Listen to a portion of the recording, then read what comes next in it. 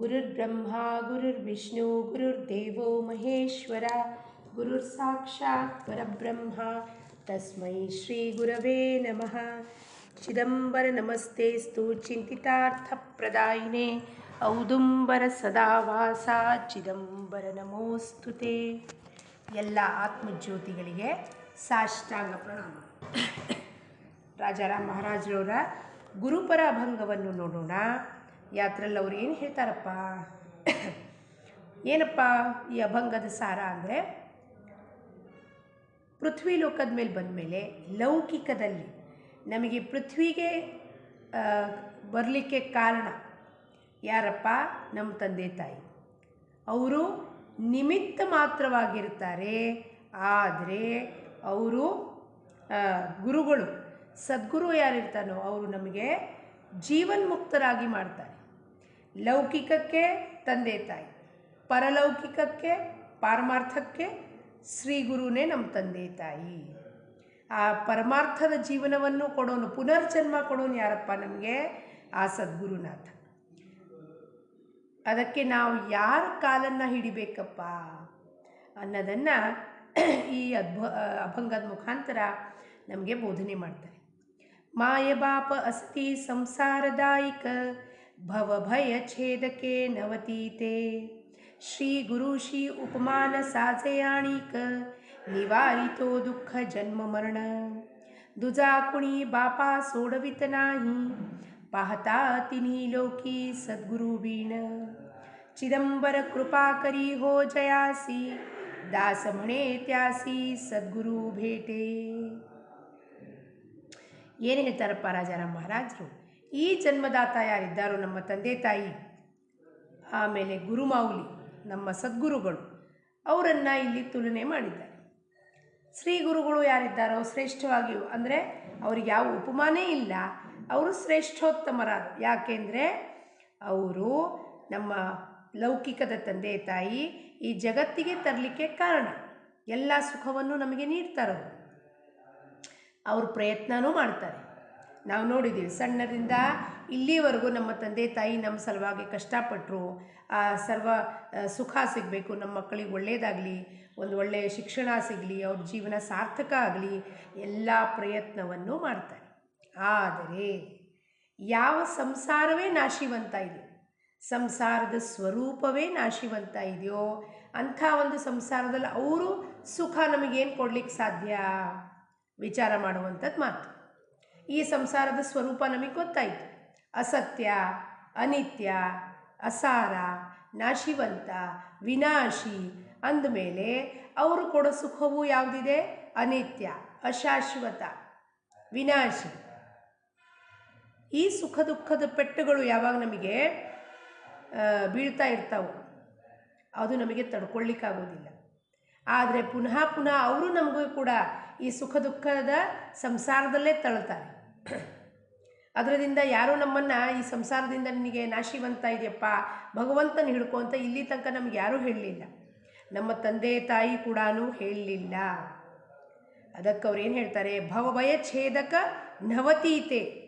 ಈ ಭವಭಯ ಛೇದಕ ಅಂದರೆ ಭವಬಂಧನವನ್ನು ಛೇದ ಮಾಡೋದು, ವಿಚ್ಛೇದ ಮಾಡಿ ಬಿಡುಗಡೆ ಮಾಡಿಸುವ ಶಕ್ತಿ ಸಾಮರ್ಥ್ಯ ಲೌಕಿಕ ತಂದೆ ತಾಯಿ ಕೈಗಳಲ್ಲೂ ಇಲ್ಲ.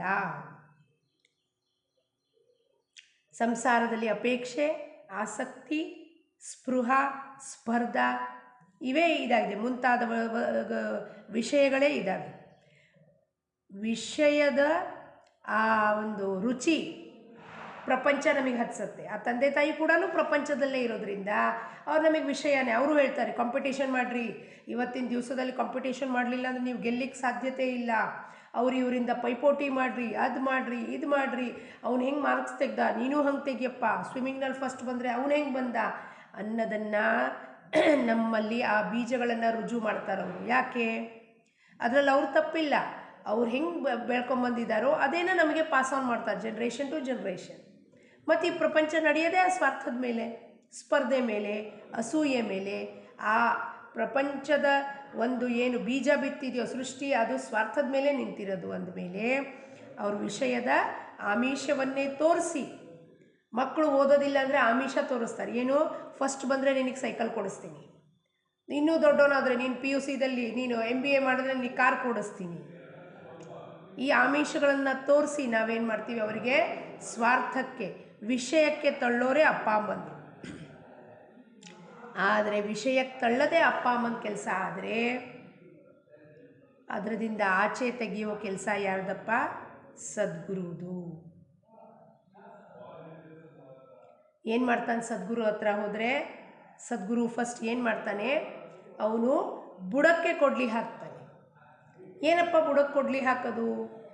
ಯಾವ ವಿಷಯಗಳಿಂದ ನಿನಗೆ ಸುಖ ದುಃಖ ಆಗ್ತಿದೆಯೋ, ಯಾವ ವಿಷಯಗಳಿಂದ ದುಃಖ ಪಡ್ತಿದೆಯೋ, ಅಳ್ತಾ ಇದೆಯೋ ಸಂಸಾರದಲ್ಲಿ, ಅದಕ್ಕೆ ಅವ್ರು ಕೊಡ್ಲಿ ಹಾಕೋಕ್ಕೆ ಶುರು ಮಾಡ್ತಾರೆ. ಹೀಗೆ ಕಠೋರವಾದ ವಚನಗಳು, ಕಠೋರವಾದ ಮಾತುಗಳನ್ನು ಹೇಳ್ತಾರೆ. ಮನಸ್ಸು ಒಪ್ಕೊಳ್ಳೋದಿಲ್ಲ.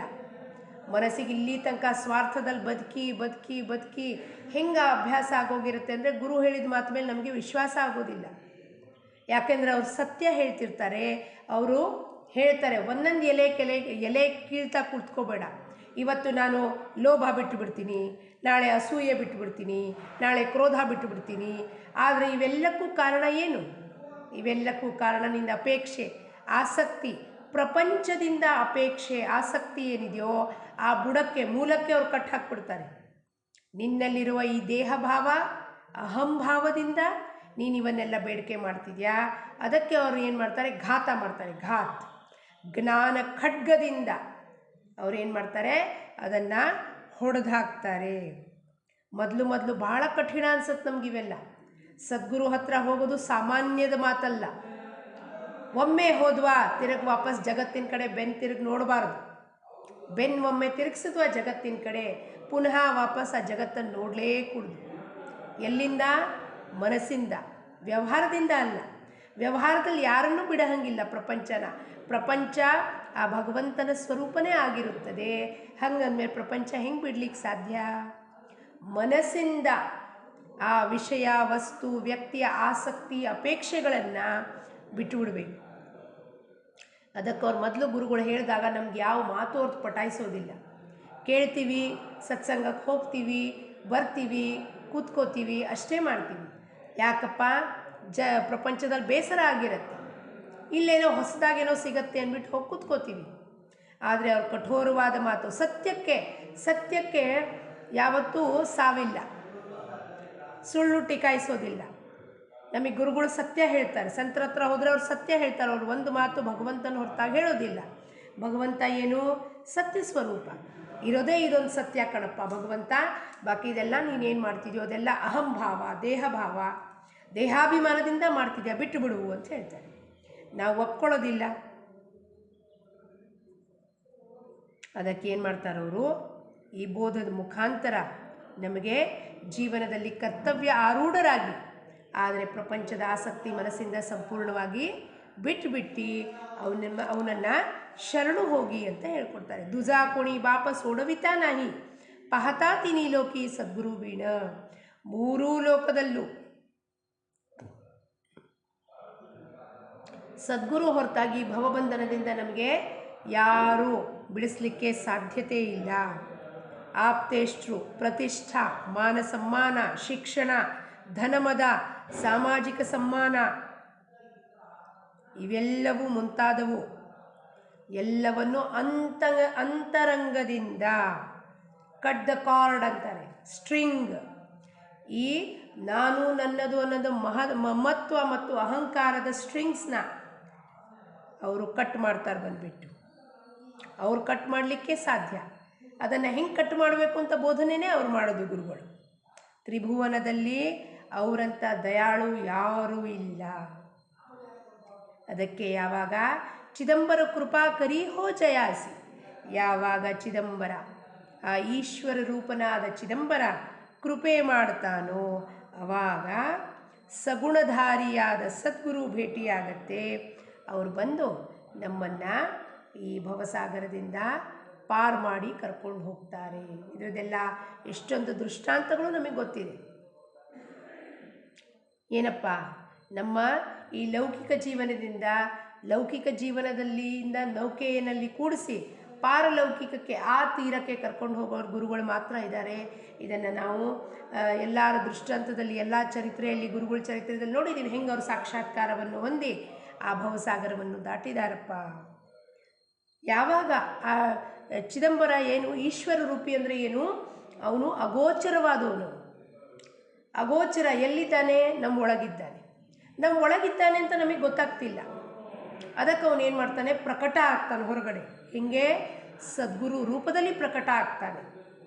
ಆ ಸದ್ಗುರು ಇವತ್ತಿನ ಕಾಲದಲ್ಲಿ ಕಲಿಯುಗದಲ್ಲಿ ಯಾರ್ಯಾರು ಸದ್ಗುರು ರೂಪದಲ್ಲಿ ಆ ಕೆಲಸವನ್ನು ಮಾಡ್ತಿದ್ದಾರೋ ನಮ್ಮನ್ನು ಭವಸಾಗರದಿಂದ ದಾಟಿಸ್ಬೇಕು ಅಂತ, ಅವರಿಗೆ ಶರಣು ಹೋಗಬೇಕು ನಾವು.